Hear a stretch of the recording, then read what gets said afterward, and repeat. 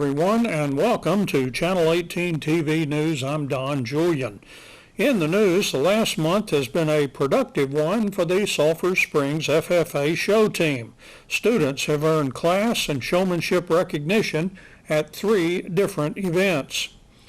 Annie Horton competed in the West Texas State Fair in San Angelo with 2 of her lambs and placed second in 2 classes for one show, a 3rd place and a 6th in the other show ring, according to Sulphur Springs High School FFA advisor John Holland.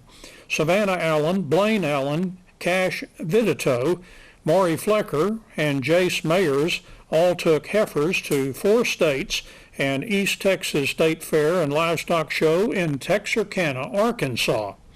In addition to a few class winners at 4 states, Savannah Allen won the senior showmanship class according to Holland.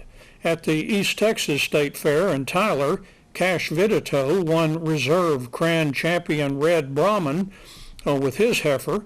Savannah Allen placed first in her class with her gray Brahman, and she won the American Division Senior Showmanship at East Texas State Fair as well, according to Holland.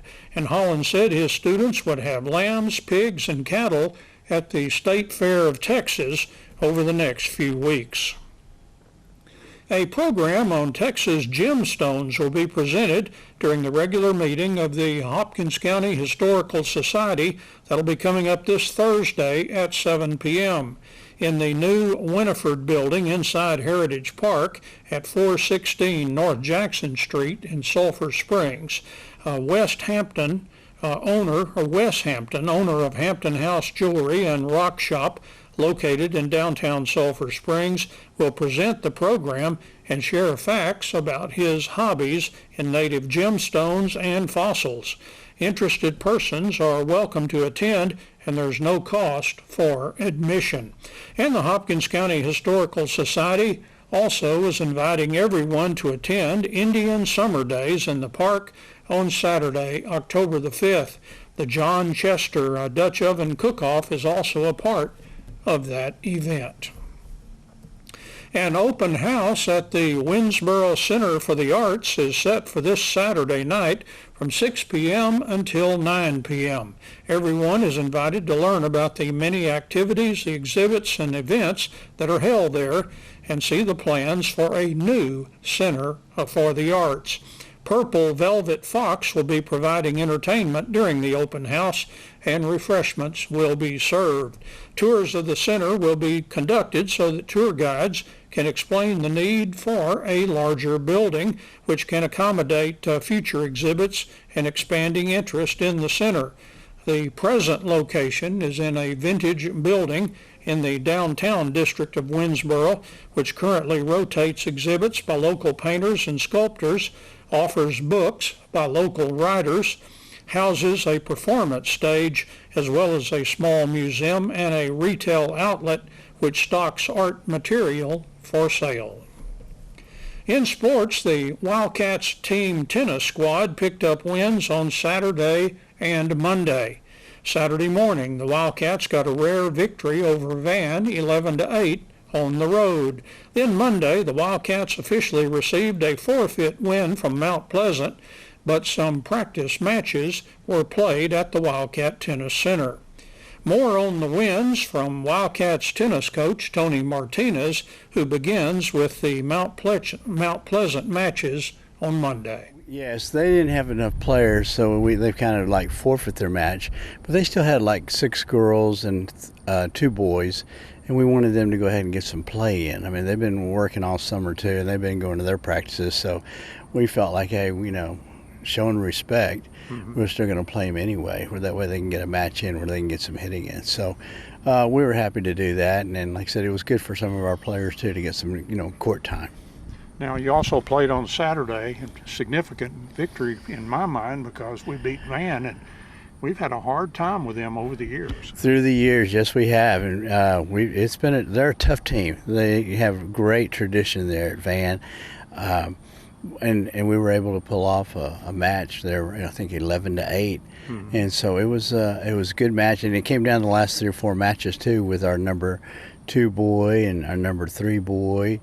And the boys kind of pulled it out there towards the end, but the girls also did their job too there in the middle of the lineup too. You know, I had Paige Misi again pulling out her singles, and Harley Steegent, you know, doing her singles. So I mean, very happy with their production, and then Jolie can too. So we did need a few of those girls to pull out some single matches, and they did some double matches too. So it was a total team effort on their part, you know, for us to secure that win on Saturday. Yeah, the neat thing was, since it wasn't a district match or anything, you used a lot of your frontliners, but also some of the younger players got to play. And I did have about 3 girls that didn't, you know, my majors, you know, had other obligations that day. So we were able to bring in some of our freshman girls, Kaylee Schumacher, Macaulay Metter, Ella Ray, and Presley Hollingshead. You know, those 4 girls came in and they stepped up and they did real well. I kind of spread them out. Some were playing singles, some were playing doubles, and they did their job real well. I was really, you know, really impressed with their, you know, not being nervous or anything like this. That they'd really handled themselves well as this, you know, for their varsity play. What can you tell us about Royce City? Okay, well, that's something, you know, you were there. I get a phone call yesterday afternoon, and it was their assistant coach, or, you know, one of the football coaches. And I had talked with the head coach earlier in the season, and she's on maternity leave. And so they're trying to put something together here, and I kind of told them that we were already, I think all the other matches had been forfeited, and he was okay with that. He understood that. They still wanted to play a match or two, whatever's still on the schedule, and we're on that schedule for next week. So we're going to play them next Monday, and I believe he's got 6 boys and about 7 girls. So it really doesn't matter. It's kind of like a forfeit already as compared, because they really didn't participate in the district play whatsoever. So it really doesn't hurt us. What it does help is where we can get another match to play another team before we get to the by-district, you know, round. So we have this match next Monday, and then we have Anna the following week. So I have 2 matches still to get us ready for you know, the first round of the district matches. Yeah, so no effect on the district schedule, since, you know, it's kind of too late, as you said, but just another opportunity. It's a good practice match going into by district. Right. Now that's what we're treating this as. Like I said, we want to get, you know, our players, you know, I think we're pretty well set, and we're working with our doubles teams, and, you know, they're working on their little strategies on different formations and what we want to do and we get accomplished here in the next 2 to 3 weeks. Now, you said Royce City would be next Monday. When is the Anna match? The following Tuesday. Following Tuesday. Which would be October 8th. So right before the big by-district on the 15th. On the 15th, true. So we're playing up right up to where we wanted to be. I really wanted to play the match with, you know, some schools are not playing Royce City, but I want to go ahead and play them. And I kind of want to see what they have anyway, because it looks like they did hire a full-time tennis coach. So I got a feeling this next year, if they're still in our district, you know, we're going to be competing against this team for the next, you know, few years. So it gives us a chance to look at them and see what we're going to be looking at in the future competition. The Lady Cats golf team played in a rare fall golf tournament on Monday. Once again, the Lady Cats have enough players for a team. We get Lady Cats golf news from Lady Cats golf coach Whitney Spigner. We had our first tournament of the year, and we went to Waters Creek in Allen. Lovejoy was hosting it, and just getting started back up. We don't do too many tournaments in the fall, but I've got some new girls that have never played before, so it kind of threw them into the fire, that first one. But it was a good day, good weather, very hot, but which is kind of rare for our tournaments. Normally they're freezing, but it was a good day overall. We, you know, considering it's the first tournament of the season, we still got some kinks to work out, but Miriam shot an 84, and she had some disappointing holes. She had 3 doubles, and we got to cut those down. And if she cut those down, she placed 4th. I mean, she would have been in 2nd place. There's a girl from Frisco Memorial who's pretty stout. But the rest of my girls, Addison White, she's my number 2. She shot a 108. She was on track to shoot breaking 100 for the first time in a tournament, but that heat By the time it's so slow, 6 hour round, the heat getting to us. First tournament we haven't played 18 holes like that in a while, so that takes a toll on you. And but she was on track. We've got a lot of progress there. And then I've got 3 new girls who first tournament ever.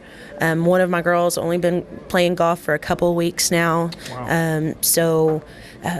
They impressed me with their competitiveness and just wanting to do better than what they did. So we're looking up, and we've got our next tournament on October 14th at home. We're going to be here at the country club, and hopefully, shave a few more strokes off of that. But that'll be our last tournament of the fall until the spring. You're going to let us in on the names of the new girls? Yes. So one of them, her name is Michaela Pullen. She's a junior. Okay. My other 2 are both freshmen, Macaulay Metter and then Maddie Schmidt.